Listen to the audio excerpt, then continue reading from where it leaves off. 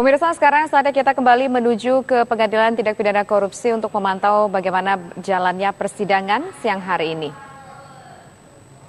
Saja Pak, saya bilang tergantung rumusnya ini. Nah itu yang dasar mereka akhirnya mulai menyicil. Ya, sekitar ratusan miliar sudah masuk. Iya, ratusan miliar, dia 1 juta aja meram 800 miliar kok. Kalau 2 juta 1,6 T saya bilang. Baik.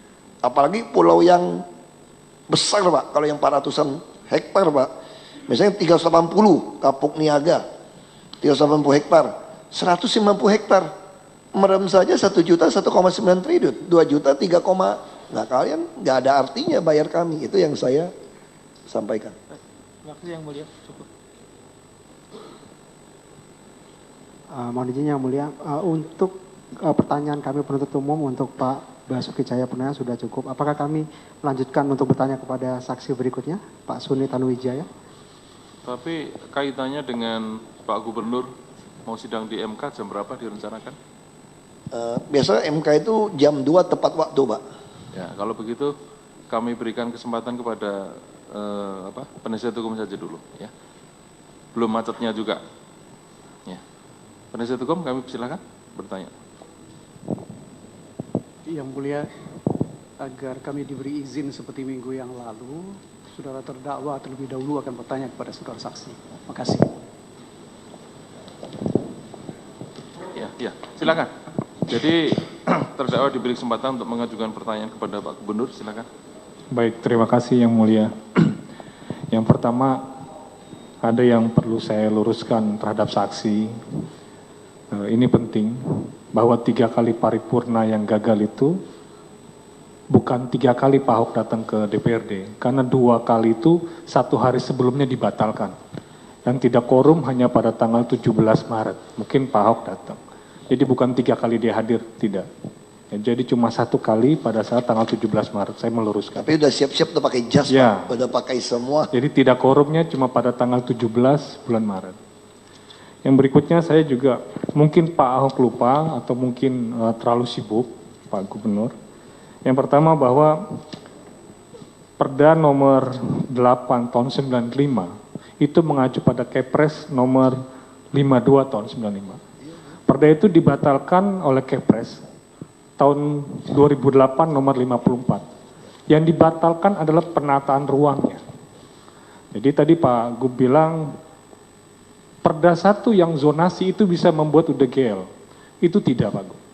Yang hanya boleh mengatur pembangunan di Jakarta, pertama payungnya adalah Perda 1 2012 tentang RT/RW, kedua Perda 1 2014 tentang RDTR untuk daratan, dan Perda yang akan dibahas ini untuk di daerah reklamasi. Jadi seluruh bangunan tidak boleh ada kecuali dengan Perda ini. Tidak ada urusan dengan Perda zonasi. Karena Perda zonasi yang Pak Gub bilang itu hanya mengatur tentang pulau pesisir dan keberadaannya. Tidak mengatur tentang penataan ruangnya. Jadi berikutnya saya mengingatkan Pak Gubernur, karena ini panjang Pak Gubernur, bahwa Undang-Undang 2006, Undang-Undang nomor 26 2007 tentang penataan ruang, pelanggaran peruntukan itu dipidana, tidak lagi didenda, seperti Pak Gubernur sampaikan. Itu pun dikuatkan dengan Perda 1 2012 tentang RT/RW, pelanggaran peruntukan pidana. Bukan lagi boleh didenda yang seperti Pak Gub sampaikan. Itu Perda sebelum ada Undang-Undang 26 2000. Saya mengingatkan karena ini perjalanannya panjang. Baik, yang berikutnya saya mau tanya.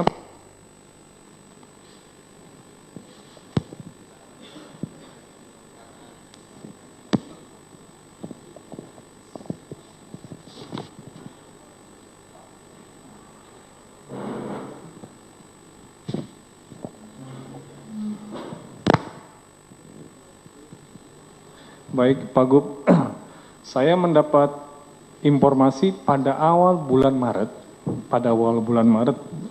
2016, sebelum paripurna, Pak Gubernur berada di ruang VIP, ruang tunggu.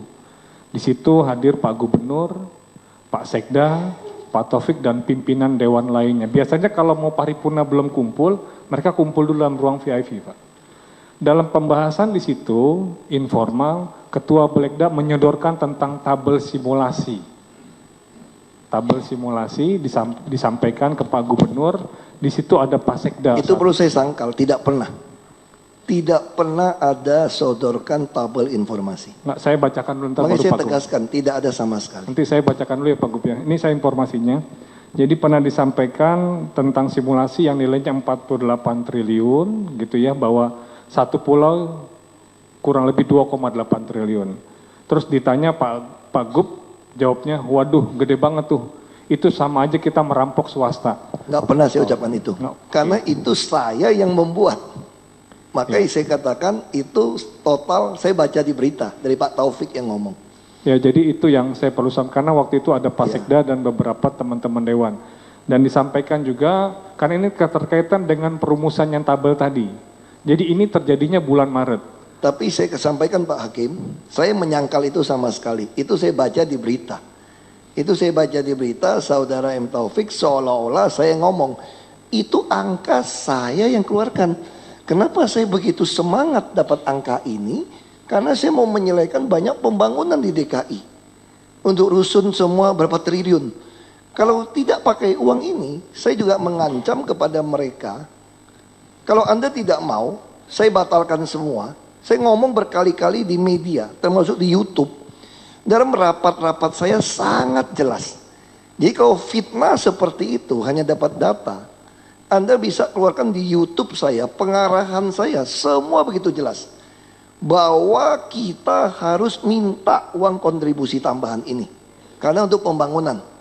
Semua jelas, ada YouTube-nya. Jadi kalau sampai sekarang dia katakan saya bilang ini merampok, saya sampaikan ngancam, kalau pengembang tidak mau, silakan putus, kami akan makan sendiri dengan BUMD kami. Baik, saya cuma tanya saja. Jadi ini urutannya yang Pak Saksi perlu sampaikan bahwa pada pembahasan tentang tambahan kontribusi itu pada tanggal 15 dan 16. Kemudian pada tanggal 16 saksi yang lalu Pak Saifullah dan Bu Tuti menghadap Pak Gub pada saat pembahasan, kemudian dapat informasi menyetujui dengan Pergub. Sehingga timbullah draft yang kedua tanggal 22 Februari. Draft itu hanya bunyinya Pergub dan di penjelasannya cukup jelas. Jadi tidak ada tambahan kontribusinya, disebutkan bahwa besaran tambahan kontribusi diatur melalui Pergub. Itu draft yang kedua.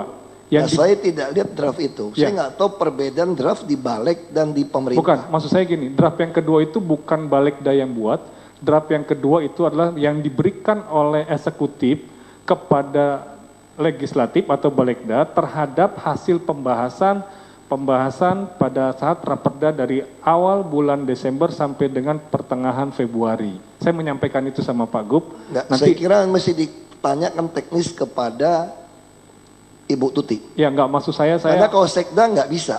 Saya menjelaskan sama Pak Gub. Karena Sekda ada pertemuan-pertemuan dengan Pak Taufik tanpa dipengetahui kami. Bukannya masalah pertemuannya Pak Gub. Saya hanya menyampaikan bahwa draft kedua hasil pembahasan diserahkan oleh eksekutif kepada legislatif tertanggal 22 Februari. Itu draft itu bunyinya bahwa besaran, mekanisme dan cara bayar kontribusi tambahan diatur melalui Pergub. Dalam pasal penjelasannya dinyatakan cukup jelas. Itu draft kedua. Draft kedua yang dari eksekutif, bukan dari legislatif, nggak punya draft.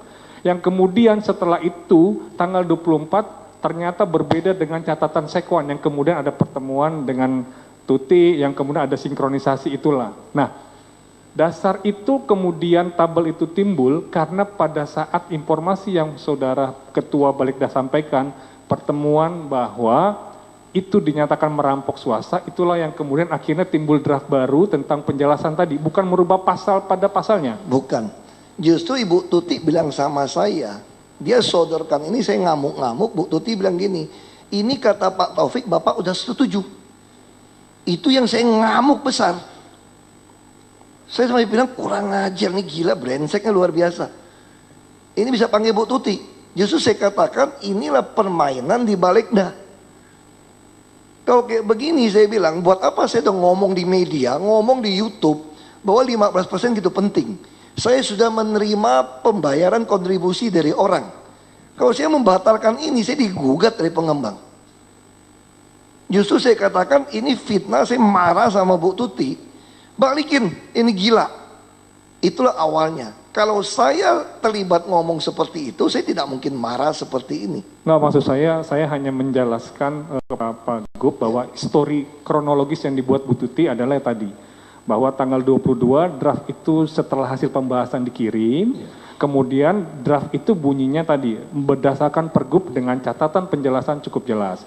Kemudian dalam perjalanannya, draft itu dibahas di Dewan, ternyata enggak sinkron dengan hasil pembahasan. Adalah kemudian pembahasan tanggal 24, 25, 26, dan 29. Yang mensinkronisasi perbedaan 13 item perbedaan yang dibuat Ibu Tuti. Bukan, sebentar Pak. Pak, mohon maaf Pak.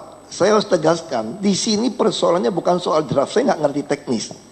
Kalau pembicaraan adalah Pak Sekda segala macam, apalagi saudara Sekda mau mencalonkan diri jadi wagub, ini bias. Jadi kalau Anda menggait Sekda pertemuan dengan Taufik, ini Anda sudah politik, fitnah saya. Bagi saya ini hati-hati. Ini persoalan saya adalah, saya tidak terima 15% kontribusi Anda hilangkan ganti 5%. Ini intinya. Jadi kalau Anda bicara teknis bolak-balik soal draft, saya tidak pernah baca draft. Ini urusan, tapi begitu draft ini datang, Ibu Tuti mengatakan ini sudah disetujui oleh gubernur. Ini yang saya marah. Berarti mau melakukan penipuan oleh saudara Taufik kepada anak buah saya. Untungnya anak buah kami semua yang Bu Tuti dan Bu Vera, Pak Asbang sadar betul. Di dalam rapat tidak mungkin saya bersandiwara, rapat diupload di YouTube. Begitu jelas menekankan 15%. Bagaimana bisa sekarang Pak saudara Taufik bilang sama anak buah saya, ini sudah disetujui oleh saya. Jadi saya kira jangan memperpanjang soal draft. Intinya sekarang adalah Anda berusaha menghilangkan 15% ke 5% dengan berbohong kepada Tuti bahwa ini atas seizin saya, atas bincang-bincang saya di ruang rapat bilang merampok. Mana bisa merampok, hanya 15% dari NJOP kok. Kalau merampok itu kan kita minta 85%, Pak. Ini saja orang keberatan. Jadi saya kira Pak Hakim, mohon maaf yang mulia, saya keberatan. Kalau Anda bicara soal teknis, saya tidak kuasai. Makanya saudara tersangka lebih menguasai teknis mana undang-undang, mana perda. Karena bukan urusan saya. Urusan saya adalah membicarakan 15% ini kenapa ditukar dengan 5%. Kenapa emas ditukar dengan perunggu. Itu saja yang kita tekankan di sini sebetulnya. Baik, saudara saksi, yang mulia saya cukup. Saya hanya memastikan aja bahwa draft kedua itu yang disampaikan di DPRD atau di balik itu tidak ada draft. Draft yang dipegang hanya draft pertama November berdasarkan pengajuan dari eksekutif, draft kedua tanggal 22 Februari berdasarkan pengajuan eksekutif. Itu aja, terima kasih. Mungkin saya izin tambahkan Pak Hakim, itu yang saya sampaikan. Kenapa saya curiga mereka mau main mata, Sekda sodorkan perda yang bilang pakai pergub, tapi draft pergubnya tidak disediakan. Disitulah saya tekankan, kalau mau perda seperti ini draftnya, boleh. Dengan catatan draft pergubnya siap juga. Langsung dia oke, saya tanda tangan.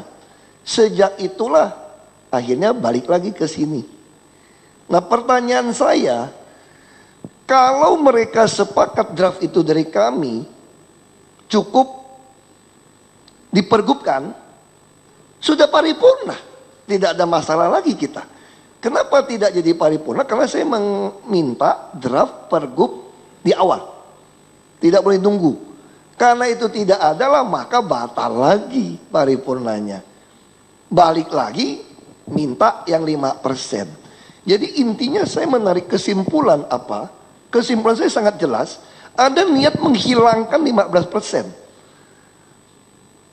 Tidak mau diperdakan, mau dipergubkan, tapi pergubnya tidak disiapkan. Bisa saja menunggu saya cuti atau diberhentikan, baru dikeluarkan pergubnya. Makanya saya tidak mau. Saya katakan pergub harus siap hari diparipurnakan. Dan saat itu tidak berani mereka membuat paripurna. Makanya deadlock lalu mengusulkan ini. Lalu saya marah. Itu saja. Pernyataan saudara